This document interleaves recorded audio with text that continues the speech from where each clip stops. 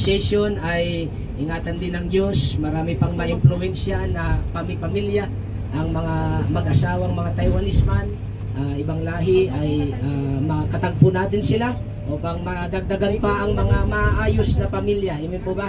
Upang tayo ay makalaya sa anumang mga kasalanan sa ating mga buhay. Kaya tulungan tayo ng Panginoon. Sama din natin sa prayer ang ating bansang Pilipinas, na kung saan ay ang ating presidente bigyan ng karunungan ng ating Panginoon at pag-iingat, wisdom sa mga decision, lalo na major decision sa ating bansa, at maging sa mga pamamaraan upang mapaunlad ang bansang Pilipinas. Makalaya sa, hindi naman tayo, nakalive ba tayo? Okay, makalaya sa korupsyon ng ating bansa. Makalaya tayo sa yung poverty mentality, ay makalaya ang ating mga kababayan bagkus magtiwala sila sa ating Panginoon. So maging ang mga Taiwanese, sama natin sa prayer ang Taiwan. Isang araw magkaroon ng revival sa Taiwan. People in Taiwan, they meet Jesus one day in their lives. They experience Jesus as their Lord and Savior. So gumawa ang Panginoon ng mga dakilang bagay sa bansang ito. So ako'y naniniwala ang bansang Taiwan ay magiging Christian country. Tulungan tayo ng Panginoon. So yan ang ng Diyos sa mga bawat tao, bawat mga bansa, wika, salita, bansa. Kapatid, anumang lahi man yan ay sa panganiwan yan lulubog. Sa personal mo pangangailangan, praise God, tulungan mo bilang yung lingkod, O God, hallelujah, samahan mo ang aking buhay, Lord God, maging dito sa mas ang aking pangangaral, Panginoon, umil ko ng puso, gumawa ka, Panginoon, O God, ng kabukasan, pagpalain mo kami tulungan. Salamat po, Panginoon, sa iyong gagawin sa pangalan ni Jesus.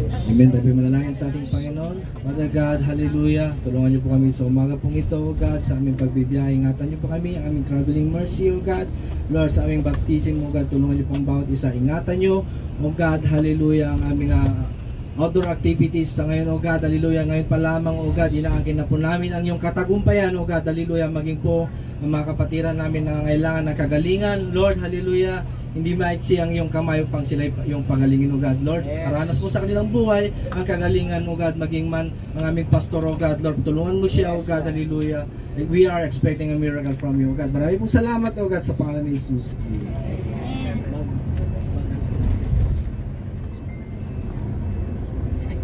Okay. Welcome po sa bawat isa. Tayo po yung umawit ng isang awitin. I love this family of love. So close, living into one. You've taken me into your heart, and I'm so glad to be a part of this.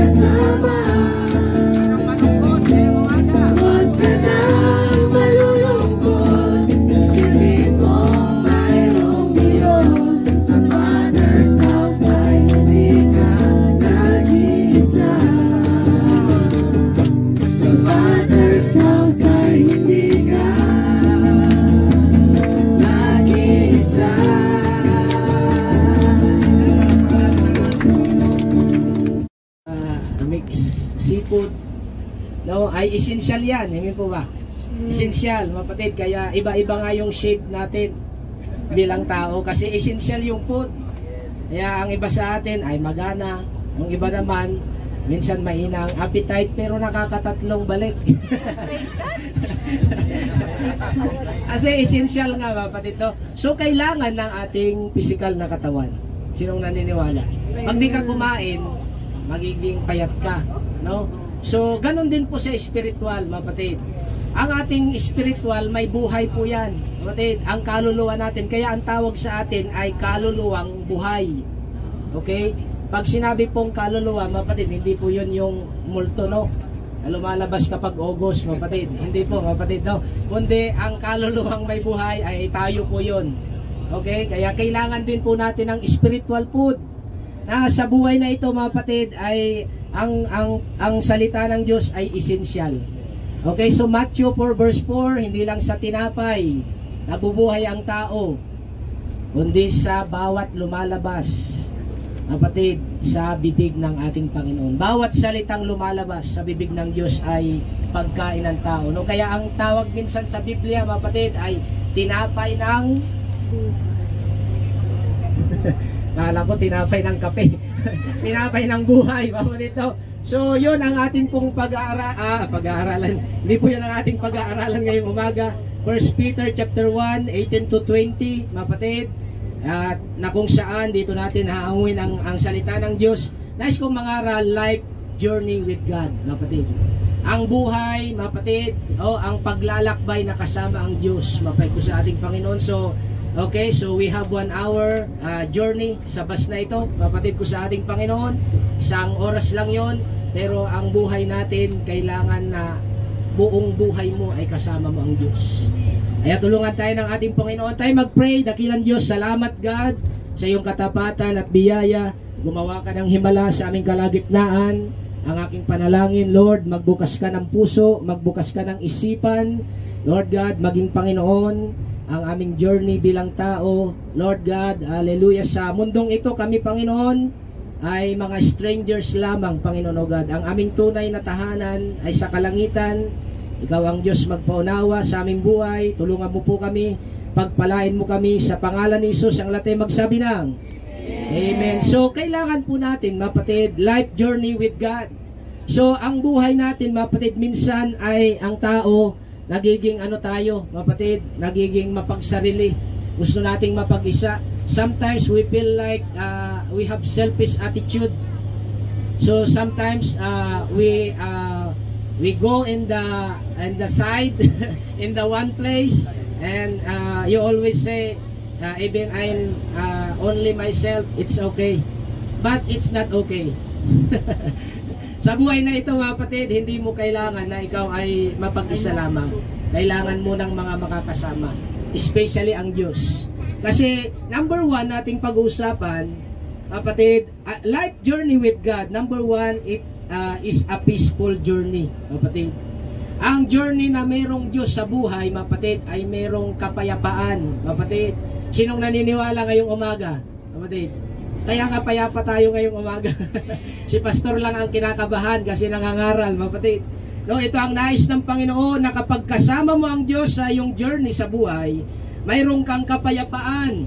John 16:33, mapatid, na ang Panginoon bago siya mag-ascend ng langit, hindi po nanatiling namatay si Jesus Christ, mapatid. Bago siya mag-ascend ng langit, meron siyang iniwan sa atin. Kaya kapag nandito ka ngayong umaga, marahil nagugulumianan ka, nag-aalala ka, meron kang kabalisahan sa buhay, mapatid, ay kailangan mo ang Diyos. Amen po ba?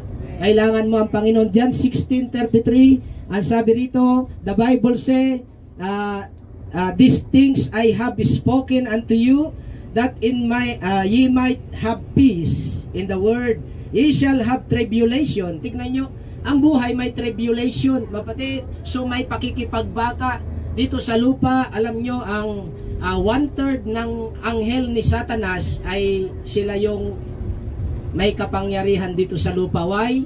Nagrebelde sila sa Diyos. 1/3, 1/4 lang na anghel ang natira sa Panginoon. No, na kung saan yung mga kasama ni Lucifer, na kung saan si Lucifer ay light of the morning star, ang kanyang pangalan, dati siyang worshipper ng Diyos. Siya ay song leader sa langit. No? Siya ang pinaka naglilid ng mga angel para magpuri sa Panginoon. Pero dumating ang araw, nagrebelde siya. Gusto niya na mas maging mataas siya. So, nawawala yung kapayapaan niya na Diyos yung kanyang tinitingala. Kaya, mapatid, gusto niya na siya yung sambahin ng Diyos. You cannot worship the creation, mapatid.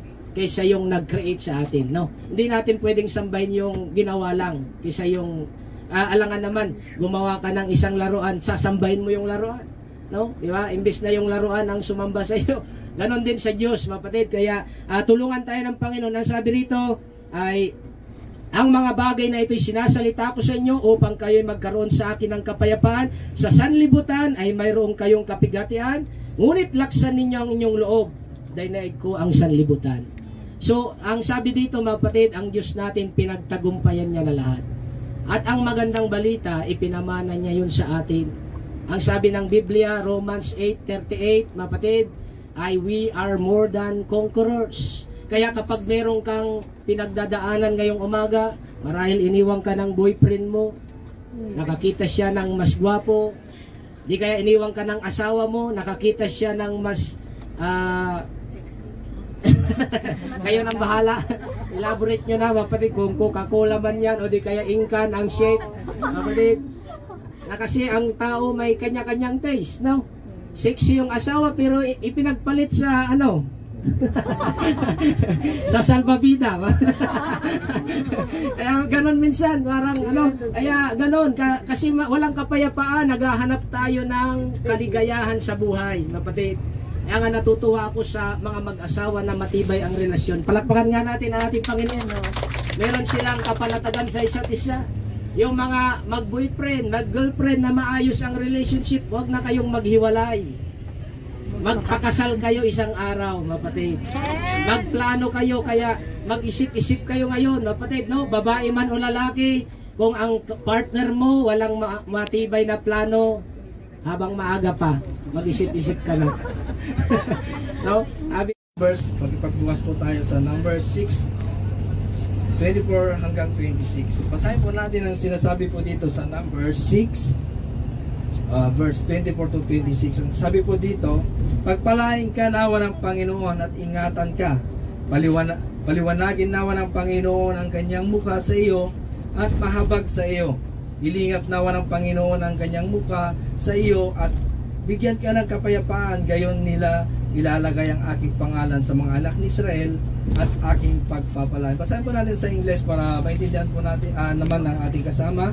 The Lord bless thee and keep thee. The Lord make His face shine upon thee and be gracious upon thee.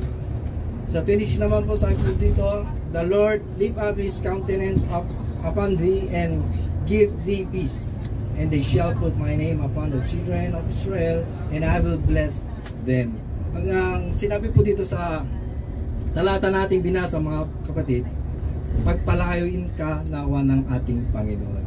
So, pag sinabing pagpalain ka ng ating Panginoon, nararapat lamang po na may balik po ito sa ating Panginoon. Yun po yung pagtatapat about sa, hindi lang po na sinasabi na pag tayo po ay nagtapat about sa financial, pero pag ikaw ay nagtapat sa ating Panginoon, kasama na po ang ating buhay.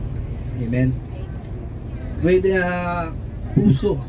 Hindi ka pwedeng magtapat sa ating Panginoon na wala kang puso. Ibig sabihin, dapat open your heart sa ating Panginoon. So, sa ating pagbibigay, mga kapatid, sa umaga pong ito, yung pagbibigay po natin ay kasama po lagi ang prayers. Sino po dito po ang nananalangin pa sa ating Panginoon? Itaas po ang ating mga kamay.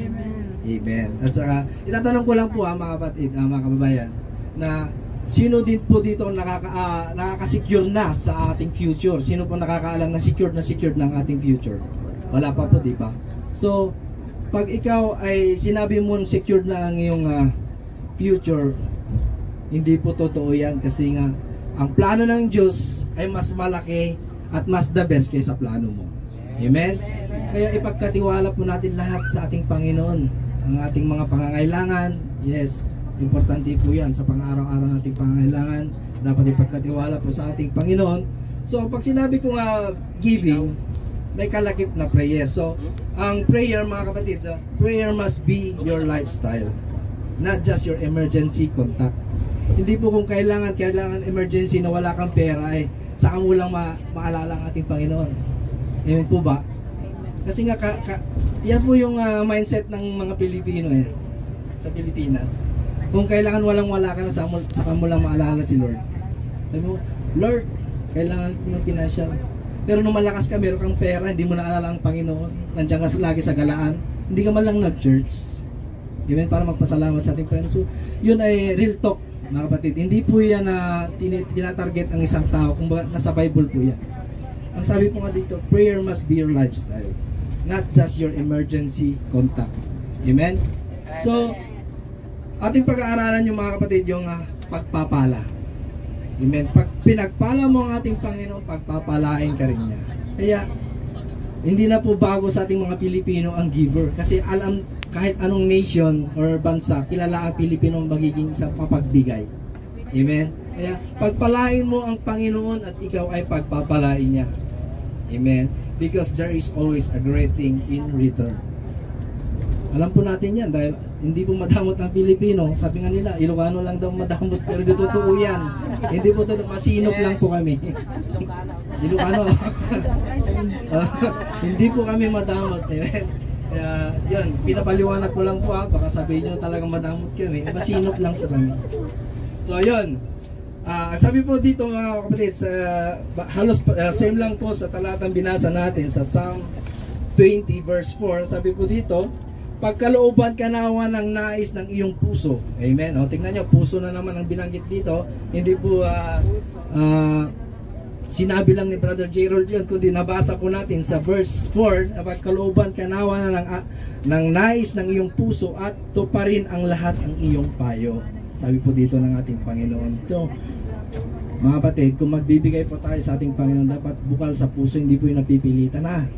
Amen. Kasi nga po, hindi rin po kakalugdan ng ating Panginoon ang pagbibigay mo. Kahit gaano mang kalaki yan, pero pag hindi open sa puso natin ang pagbibigay, baliwala po yan. Amen. Kaya kung magkakaloob ka naman sa ating puso, sa ating Panginoon, ay dapat open sa iyong puso. Hindi naman po yung nagbigay ka, tapos tatalikod ka, sisimangot ka. Giving na naman. Amen.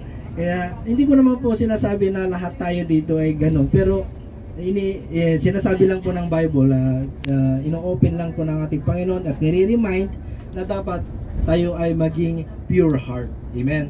So sa Mateo 5:8 po, sabi po dito, mapalad ang mga may malinis na puso. Halos pare-parehas lang po sinabi ng mga talata, mga kapatid, sapagkat makikita nila ang Diyos. Ang tawag po dito yung beatitudes or beatus. Ang from the Greek word na pure heart. So pag nakakarinig kayo ng beatitude, hindi po yung masama. Yun po yung sinasabi dito na pure heart. Amen. Which says, blessed are the pure in heart, for they will see God. So yung purity na sinasabi ko, mga kapatid, yun yung sobriety or having a clean, sinless life. Sabi po dito sa Ephesians 3:20, God is going to give you more than you ask for.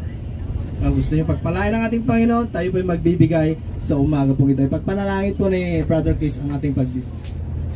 Tayo po manalangin, Panginoong Kristo, maraming salamat, Lord, sa oras na ito ng pagbibigay. Muli ay binabalik namin, Lord, ang papuri at salamat sa iyo. Alam namin, Lord, bago kami pinagpala, Lord, alam namin ito'y galing sa iyo, ay aming binabalik namin. Lord, ang malilikom na halaga, Panginoon, ay magamit, Lord, sa iyong gawain at patuloy, Lord, na pagligtas ng kaluluwa kagaya ng ginawa mo sa amin, Panginoon. Maraming salamat, Panginoon, in Jesus' name. Amen, amen. Tahimik, no? Pero yun ang gusto ko sa babae, mapatid. Sa yun pala ang feel ko na masungit na medyo mapatid. Naka-live yan. Ito na yun. Yun, mapatid, kaya maganda, hindi man siya ganong madalas magsalita, pero may kapayapaan. Mas maganda hindi nagsasalita lang. May kapayapaan. Okay. Kaya tulungan tayo ng Diyos. Kaya ang sabi rito, mapatid, Mateo 11:28, nagsiparito kayong lahat sa akin, kayong nagbibigatang luba sa inyong mga pasanin at bibigyan ko kayo ng kapahingahan. No? So, ang Diyos ay nagbibigay. Gusto mo ng rest, mapatid? But not peace, Hindi rest in peace, mapatid. Kung gusto mo ng kapayapaan, lumapit ka sa Panginoon. May problema ka sa pamilya. Marahil, ang iba sa atin dito, hindi ka na naaalala ng pamilya mo kasi 2 beses lang sila dumulog sa iyo sa isang buwan, mapatid. Kinsinas katapusan. So alam nila yung asingko, mapatid, at ajis. No, na kung saan kapag nakakatanggap ka ng kamusta, anak, kamusta ka na? A4 na ngayon. Sa sweldo mo na bukas, meron ka bang ipapadala sa amin? No, so nagkakaroon tayo, kulang tayo minsan mapatid ng mga taong tutulong sa atin para ma-cheer up naman tayo, di ba? Ang OFW daw ay mga bayani, mapatid. No, alam nyo ang mga bayani ay madaling namamatay. Mapatid, si Jose Rizal, ayon sa pinag-aralan ko, 30 years old lang siya. No? So kung OFW si Jose Rizal, 6 years pa lang siya. Kaya tulungan tayo ng Panginoon, mapatid, na ang buhay natin may kapayapaan kay Jesus Christ. Kaya siya nagpapaanyaya, no, come unto me, all you weary, heavy laden, ang sabi ng Panginoon, and I will give you rest. Kaya sa buhay na ito, mapatid, kung may ang journey mo na tinatahak, naglalakbay ka na kasama ang Panginoon, ay meron kang kapayapaan. Maraming tao ngayon, mapatid, may anxiety, mapatid, may stress ang buhay, ay kung sa ating Panginoon, mayroong depression, selfish, nagsiself-pity, mapatid. Una yan, self-pity, mapatid. Pangalawa, anxiety. Pumupunta na yan sa word na depression, mapatid. At alam nyo, may word ang depression. May salita ang depression, alam nyo. Ang sabi ng depression minsan ay, I want give up. I want to kill myself. Kaya sabi niya, goodbye Philippines. Kaya yun, ganun ang ano minsan. Walang kapayapa ang tao. Kaya minsan, mapatid, sinong naniniwala ay hindi tayo makabili ng kapayapaan. Walang ireresita ang doktor, mapatid, na sasabihin niya sa iyo, ito ang prescription ko sa iyo, bumili ka sa Watson ng stress. Stress stop meron, mapatid, pero panandilian lang. No, pero yung kapayapaan na galing sa Diyos, hindi mo yun mabibili kahit sa ang hardware, kahit sa ang butika, mapatid. No, kahit sa ang butika, Watson man yan, sa Cosmed, maging sa okay, kaya yun, ang nangyayari, malapit na daw tayo. Hindi pa, malayo pa yan. First point pa lang. Ang ano natin, driver, marunong siya. Okay, kaya ang Panginoon natin, kaya lalapit ka sa Diyos, mapatid, He is the author of peace. Siya ang author ng kapayapaan. Walang iba. Ang katabi mo, pwede kanyang paligayahin ng 1 oras. No? Tapos minsan nakakasawa din, di ba? Magiging corny na tayo. Ang seryoso na kayo minsan. Kaya pangalawa nating pag-usapan ay what road are we taking in life, mapatid? Anong daan ang ating tinatahak ngayong umaga? Pastor, papunta tayo ng saan siya? Hindi, mapatid, sa buhay mo, personal. Anong daan ang tinatahak mo, kapatid? Kapag kasama mo ang Diyos, mapatid, ay mapapabuti ka. Mapatid ko sa ating Panginoon. Na kung saan sa buhay na ito, mayroon tayong mga daan na pwedeng tahakin. We have a road to go there, kapatid, na kung saan may daan na patungo sa Diyos, ang ating tinatahak o sa kawalan. Kapatid, walang problema sa kompas, walang problema sa GPRS. Sinong may GPRS dito? Kung ganon, meron tayong mga guide sa buhay. Yung barko, mayroon siyang yung house, di ba? Meron siyang anong tawag doon? Lighthouse, mapatid, para alam niya kung saan siya dadaong. Walang problema sa mga yaon. Ang problema, alam niyo, yung taong tumatahak ng kanyang daan, mapatid. Proverbs chapter 14 verse 12, may daan na tila matuwid sa isang tao, ngunit ang dulo niyaon ay kamatayan. Sa paningin mo, tama yung ginagawa mo, pero doon sa dulo ay patungo pala sa kapahamakan. No, na kung saan, mapatid, ang salita ng Panginoon, mapatid, gaya ng bayan ng Israel. So 400 years silang naalipin sa Ehipto. History muna tayo, mapatid. Na kung saan ay inalipin sila doon. Na kung saan ang bayan ng Diyos ay nung inilabas sila ni Moises, mapatid, papunta sila ng ilang. Pero ang ilang, mapatid, ilang araw lang sana nila yun na lalagpasan. Nasa 15 days lang ang maximum, mapatid, pero umabot yun ng 40 years. na sila ay nawala sa ilang. Mapatid, kaya kung ikaw ay dumaraan ngayon sa wilderness ng iyong buhay, ang wilderness, mapatid, ay yan po ay dry place. Mapatid, dry yan na lugar. Wala doong tubig, wala doong makakain. Mapatid, kaya ang isang tao na ang tinatahak ang buhay ay papunta sa kawalan, papunta ka ng wilderness, wala ka sa Panginoon, ay dry ka sa spiritual. Mapatid, alam niyo ang favorite place ni Satanas ay sa wilderness. Kaya nga nung sinubok ang Panginoon sa Matthew chapter 4, mapatid, 1 hanggang pababa, ay dinala siya sa ilang para subukin ang kanyang buhay. Kung ganun ka ngayong umaga, kapatid, hinusubok ka ng Diyos o di kaya ng kaaway sa iyong katapatan sa Panginoon, ay ingatan mo ang iyong sarili. Kaya ano ang daan na tinatahak mo ngayong umaga, no, sa buhay mo, kapatid? Gusto mong mapabuti, dumaan ka sa daan ng Diyos. Daanan mo. John chapter 14, idagdag ko lang dito, mapatid, sabi ng Biblia, for 6, I am the way, the truth, and the life. No one can come into the Father except by me. That Jesus said. So only Jesus is the way of life. If you have Jesus to your life, you have assurance in your salvation. Mga kapatid, palakpan nga na ating Panginoon ngayong umaga. Kaya tulungan tayo ng Diyos. Isaiah 43. Mga kapatid, basahin natin. Isaiah 43 verse 19. Ganito ang pagkasabi ng salita ng Diyos. Hindi ako gaanong makaano kasi medyo nag-iingat ako, mga kapatid. 19, ang sabi dito ng salita ng Panginoon, narito ako'y gagawa ng bagong bagay. Ngayon lalabas, hindi ba ninyo nalalaman niyaon? Gagawa rin ako ng daan sa lupang masukal at mga ilog sa ilang. Behold, I will do new things.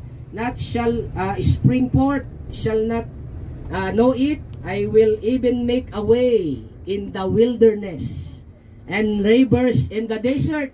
So ito ang Diyos nating pinaglilingkuran, mapatid. Kaya niyang iayos ang daan ng buhay mo.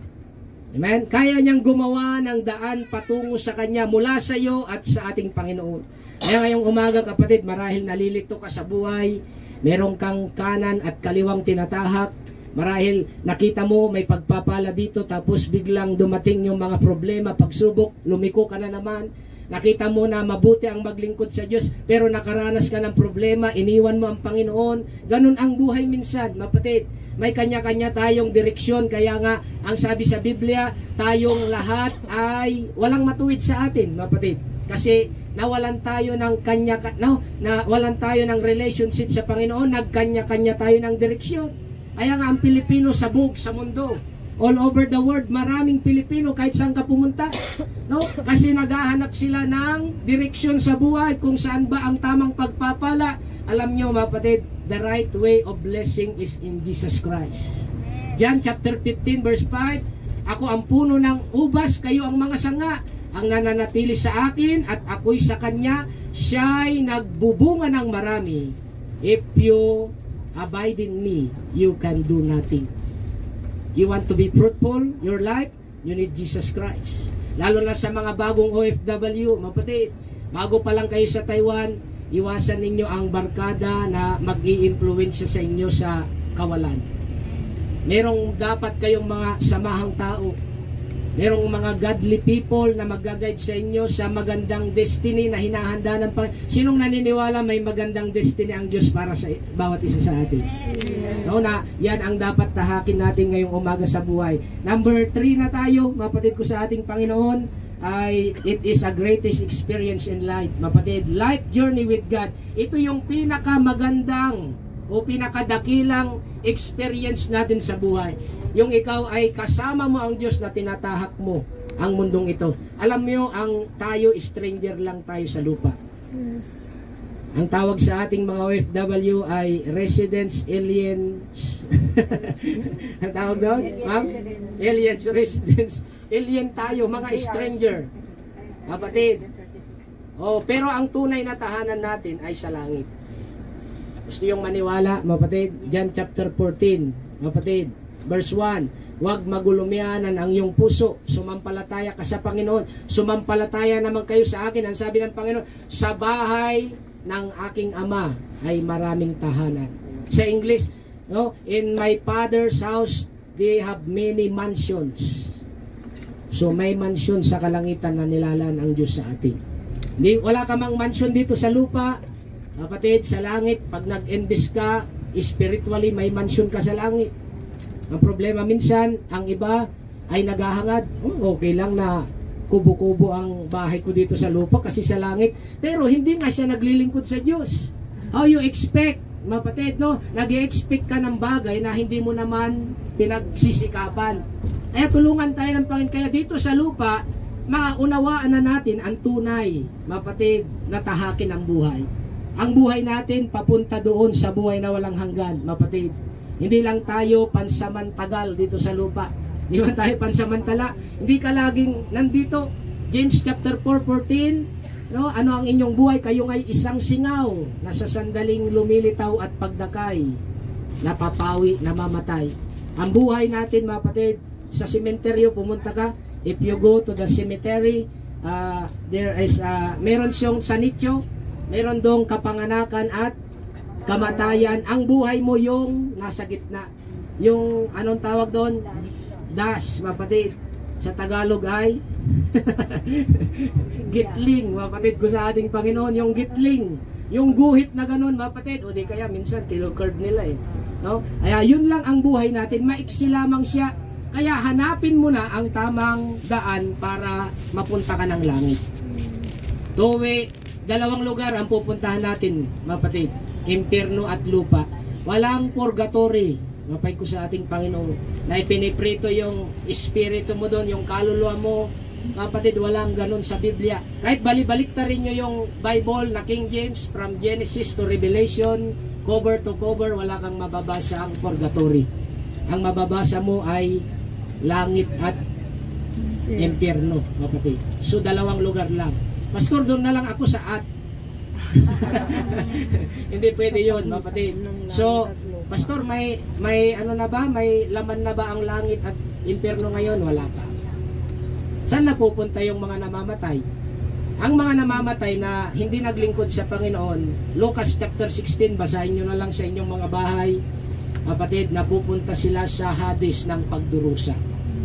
No? Doon sa Hades ng pagdurusa, sumisigaw na yung mayaman doon, mapatid.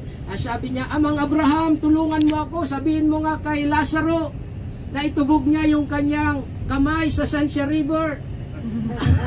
Para bigyan niya ako ng tubig, maka ano ako, no? Kasi nahihirapan yung mayaman doon. Pero si Lazaro, mapatid, nung siya'y namatay, dahil ang pangalang Lazaro ay God is my help, ang meaning ng Lazaro. Anong meaning ng pangalan mo, kapatid? Hallelujah. My name is the greatest enemy of my neighbors. Hindi, mapatid, ko sa ating Panginoon, kung ang pangalan mo ay maganda, lalo na ang meaning ng pangalan mo ay parang, no, ang pangalan ng ano mo ay Gladys, di ba? Kailangan mong mapunta ka sa langit kasi masiyahin ka. Ang impyernong lugar ay hindi masaya, mapatid. Hindi masaya. Kaya tulungan tayo ng ating Panginoon. Kaya ang Abraham's bosom, mapatid, doon napupunta yung mga namamatay. Kaya yung mahal mo sa buhay na naglingkod sa Diyos, sa Abraham's bosom napunta. Pastor, kailangan pa bang magdasal ng maraming beses para maligtas sila? Hindi na, mapatid. Ang namatay na tao, kahit na alayan mo yan ng maraming dasal, alayan mo ng maraming leksyon, mapatid, ubusin mo man yung ating dala ngayon, hindi na siya maliligtas. Kasi once na namatay ang tao, may judgment na kaagad. Hebreo 9:27, mapatid, minsan lang itinakda sa isang tao ang mamatay at pagkatapos nun ay paghuhukom, mapatid. Pag namatay ka, in a twinkle of an eye, you have destination, mapatid. May destination ka na kaagad. If you dead, kapag namatay ka, ay pupunta ka ng langit, pupunta ka ng Hades ng pagdurusa kaagad. Tulungan tayo ng Panginoon sa buhay na ito, mapatid. Ay ang makasama mo ang Panginoon sa iyong buhay, sa iyong paglalakbay, mapatid, ang pinakadakilang karanasan na mangyayari sa iyo. Don't let your journey in life that God is not with you. Amen po ba? Huwag nating hayaan na ang journey, paglalakbay mo sa buhay ay walang Diyos. Kaya ngayong umaga, malapit na tayo, mapait ko sa ating Panginoon. Alam nyo, ang buhay, naunawaan ko kung gaano kahalaga nung ako'y mag-abroad sa Taiwan. Pumunta ako ng Taiwan, my short testimony, ay pumunta ako rito para ang prayer ko sa aking sarili, sa Diyos, mapatid, ay maiangat ko lang sa kahirapan ang aking pamilya. Hindi ko plano na maglingkod sa Diyos, mapatid, wala akong kasi ako nasanay sa relihiyon, right, nasanay. Sa relihiyon, makakita ako ng simbahan, nangunguros lang ako, doon ko kilala ang Panginoon. Ay nagsa-sign of the cross ako, mapatid. At nung napunta ako ng Taiwan, na-encounter ko ang mga Kristiyano mananampalataya. Na sila yung nag-guide sa akin sa magandang destiny na hinahanda ng Panginoon. Alam nyo, ang pastor ay napakahalaga ng gampanin niya sa buhay natin. Siya ang mag-guide sa atin sa buhay na walang hanggan. So may river na, mapatid. Okay? Enjoyin nyo muna. Tulungan tayo ng Diyos. Hindi na ako magpapakatagal ngayong umaga. Ay, meron ba tayong first time ngayon lang kayo nakasama sa amin? Kapatid, sa aming grupo sa Father's House, ngayon lang kayo, first time pakitaas ng inyong kamay. Can you raise your hand this morning? Okay, can you count, brother? Even our sisters, little children. Okay, so, ilan sila? 1, 2, 3, 4, 5, 6, 7, 8, 9, 10, 11, 12, 13. Okay, hindi na kasaya yung mga nindiyan kasi nag-church na kayong dalawa. Kasama na kayo sa journey namin. Okay, kaya 12, mabait, palakpakan natin ang ating Panginoon. So, okay, can I pray for you guys this morning? It is not a religion. So, even our fellow Filipinos, you understand what I'm talking about this morning. The assurance of salvation is in Christ.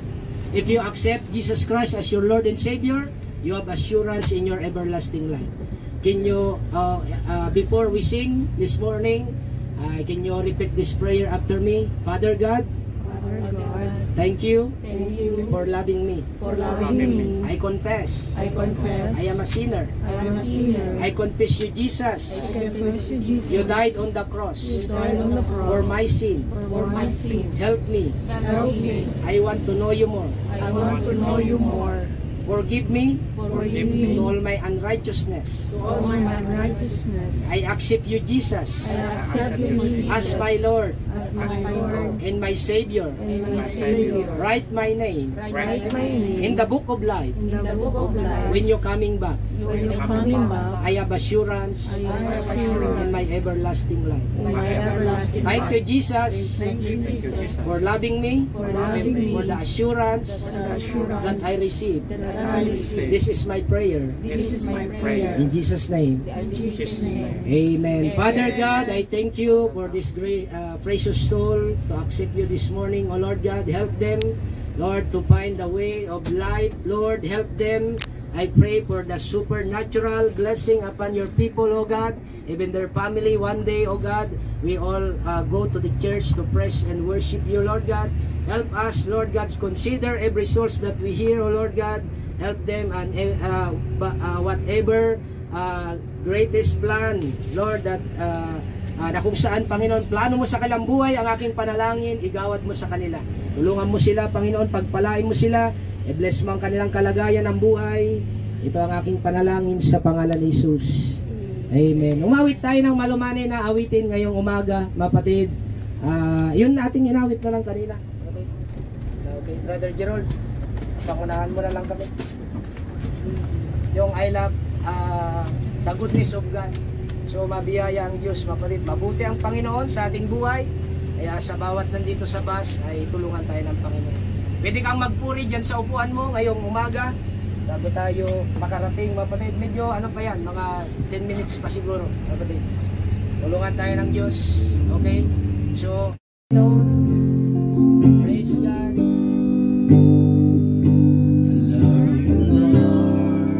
Mawit tayo sa Diyos. For your mercy never fails me. All my days, I've been held in your hand. The moment that I wake up, the till I lay my head, I will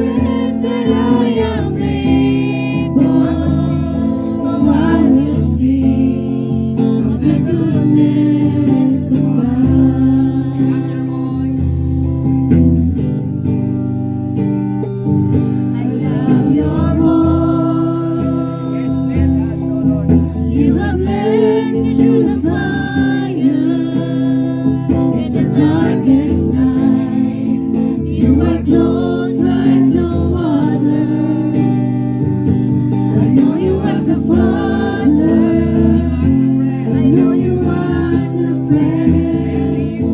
Why have we the goodness of God? And all my life you have been faithful. And all my life you have been so good. With every breath that I am able, oh, I will sing of the goodness is running after me. Your goodness is running after me. When my life lays down, I surrender now. I give you everything. Your goodness is running after me. And all my life you have been faithful. And all my life you have been so good. With every breath that I am able, I will sing of the goodness of God. Oh, I will sing of the goodness of God. Oh, I will sing of the goodness of God. Purihin natin, mamanin ang ating Panginoon. Panalangin sa ating pagtatapos. Dakila Ama, salamat Panginoon sa iyong ginawa sa aming buhay. Meron kang inahanda, Lord God, na pinakamabuti, ang tamang direksyon ng buhay, lalo na ang tinatahak ng bawat isa ay maikonekta nila sa daang tinatahak po ninyo, Panginoon, at nais ipatahak sa amin. Tulungan mo po kami, ang buhay na walang hanggan. Igawad mo sa buhay ng bawat isa, Lord God, ang aking panalangin. Minsan pa, ingatan mo po kami, Lord God, sa tubig, dakilang Diyos, sa Sansya River. Help us, O God, ang enjoyment, ang excitement, ilagay mo sa aming puso, maging nang iyong gagawin. Lord, ito ang aking panalangin sa pangalan ni Jesus. Amen. Palak- Is my